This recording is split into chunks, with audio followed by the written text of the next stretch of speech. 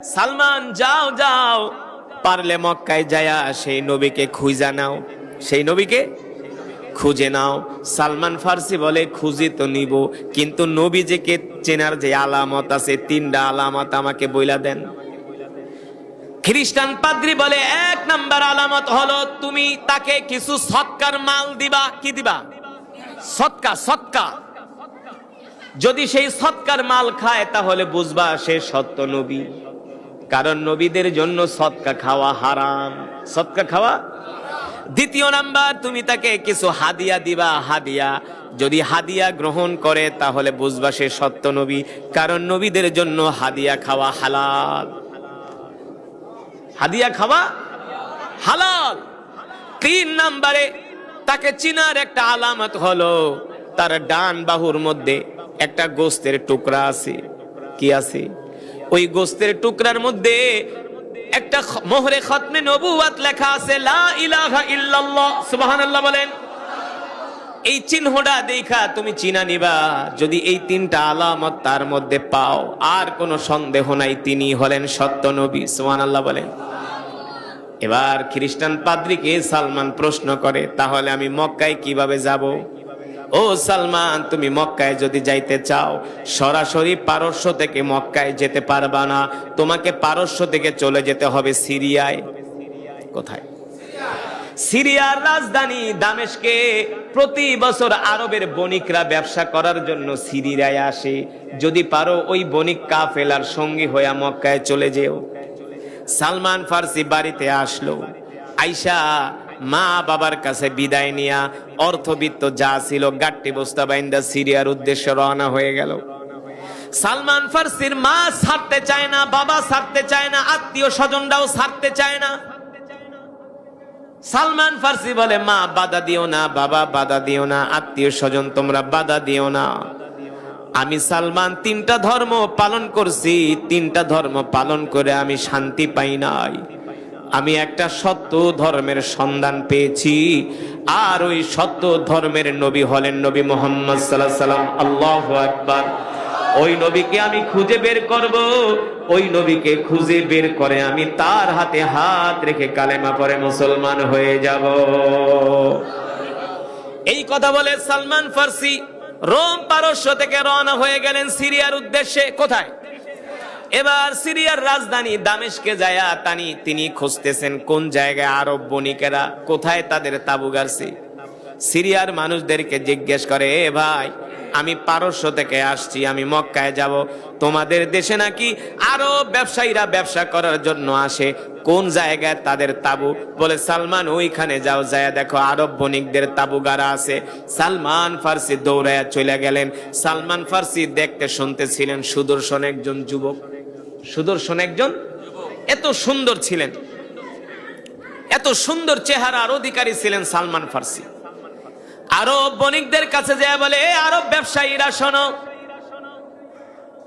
তোমরা তো আরব থেকে আসছো ব্যবসা করার জন্য, তোমরা ব্যবসা কইরা যেই অর্থ পাইবা তার চাইতে আরো দ্বিগুণ অর্থ আমি তোমাদেরকে দিব। কারণ সালমান তো ধনী লোকের ছেলে, গরিব লোকের ছেলে না। এ যুবক, তোমার বাপ আর কয় টাকার মালিক, তোমার দাদা আর কয় টাকার মালিক? সালমান ফার্সির বাবা ছিলেন মিলিয়ন মিলিয়ন বিলিয়ন বিলিয়ন ডলারের মালিক। তার সন্তান দিন পাওয়ার জন্য, ইসলাম পাওয়ার জন্য এত কষ্ট করতেছে। আল্লাহু আকবার। আর তুমি মুসলমানের সন্তান হইয়া নামাজ পড়ো না, মুসলমানের সন্তান হইয়া দিন মানো না, মুসলমানের সন্তান হইয়া কোরআন পড়ো না। ঠিক কিনা বলে?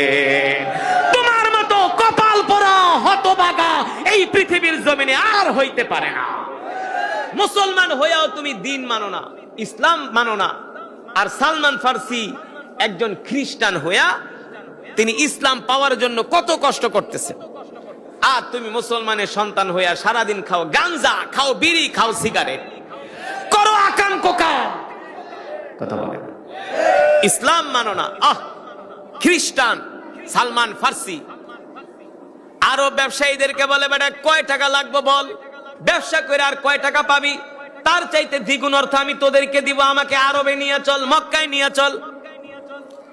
আরব ব্যবসায়ীর কাফেলার যিনি সর্দার ছিল, ওই ছিল কাফের। সালমান ফার্সি চেহারা দেখা বলে, দেখতে শুনতে তো যুবকটা অনেক সুন্দর, ওর থেকে মোটা অঙ্কের অর্থ নেওয়া যাবে, আবার ওকে মক্কার বাজারে নিয়ে গোলাম হিসাবে বিক্রি করা যাবে।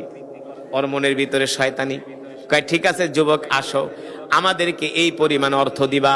সালমান ফার্সি বলে, সব অর্থ নিয়ে যাও, তারপরও আমার সাথে মক্কায় যায়া নবী মুহাম্মদ সাল্লাল্লাহু আলাইহি সাল্লামের সাথে সাক্ষাৎ করায় দিবা। সুবহানাল্লাহ বলবেন না? কতটা পাগল পারা ছিল আল্লাহর নবীকে পাওয়ার জন্য সালমান ফার্সি, না? অর্থ কত লাগবে সব নিয়ে যাও, তারপরও আল্লাহর নবীর সাথে আমার সাক্ষাৎ করায় দিবা। আরো ব্যবসায়ী কাফেলার যিনি সর্দার, তিনি মনে মনে ভাবে, তোমারে আমি নবী মুহাম্মদের সাথে দেখা করাবো না। মুহাম্মদ হলো আমাদের জীবনের শত্রু, জানের শত্রু, বাপের শত্রু, দাদার শত্রু। এই মুহাম্মদই তো আমাদের ধর্মটারে শেষ করে দিতেছে। তুমিও যাইবা সেই মুহাম্মদের কাছে, তোমাকে আমরা মুহাম্মদের সাথে সাক্ষাৎ করামু। এই কথা গোপন রাখছে। বলে, ওরে আমরা লোভ দিয়া মক্কায় নিয়ে নিব, অর্থ সম্পদ যা আছে সব নিয়া মক্কার বাজারে ওকে আমরা গোলাম হিসাবে বিক্রি করে দিব। এই কথা বলে সালমান ফার্সির থেকে সব অর্থ হাতায় নিল। এখন আর সালমান ফার্সি সিরিয়া থেকে মক্কার উদ্দেশ্যে রওনা দিছে। কি খাবে না খাবে, খাওয়া দাওয়া শেষ। আরব বণিকদের কাছে খাবার চায়, খাবার দেয় না, উল্টা আরো সালমান ফার্সিকে মারধর করে। দেখেন দিনের জন্য কত কষ্ট করতেছে, ইসলামের জন্য কত কষ্ট করতেছে সালমান ফার্সি। খাবার চায়, খাবার দেয় না, কত কষ্ট করতেছে। অনেক দিন সফর কইরা সিরিয়া থেকে যখন মক্কায় গেল, সালমান ফার্সি বলে, ভাই তোমরা তো আমাকে মক্কায় আনলা, খাবার দাবার দাও নাই, শারীরিক নির্যাতন করছো, কষ্ট করছো, আমার কোনো আফসোস নাই। এবার আল্লাহর নবীর সাথে আমার সাক্ষাৎ করায় দাও। আরব বণিক বড় বড় দুইটা রশি আইনা সালমান ফার্সি 2 হাত বাঁধলো। 2 হাত বাইন্দা বলে, বেটা রোম পারস্য থেকে আইসোস মুহাম্মাদের সাথে দেখা করার জন্য, মুহাম্মদ হলো আমাদের শত্রু, তোরে তো মুহাম্মাদের সাথে দেখা করাবোই না, আমরা তোকে আরবের বাজারে গোলাম হিসাবে বিক্রি করে মোটা অঙ্ক অর্থ, তোকে আমরা বিক্রি করে মোটা অঙ্কের অর্থ আমরা লাভ করব। সালমান ফার্সি বলে, ভাই এমন অন্যায় আমার উপর করো না। এই কথা বলার সাথে সাথে সালমান ফার্সির গালের ভিতরে একটা চর বসায় দিছে। সালমান ফার্সি বলে, ভাই একটা চর মারছো, প্রয়োজনে আর একটা মারো, তারপরেও বলো আমার কলিজার টুকরা আল্লাহর নবী কোথায় আছে?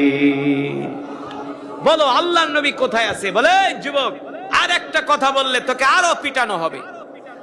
এই কথা বলে সালমান ফার্সিকে আরবের বাজারে নিয়ে মোটা অঙ্কে বিনিময়ে একটা আরব গোত্র প্রধানের কাছে গোলাম হিসাবে বিক্রি করে দিচ্ছে।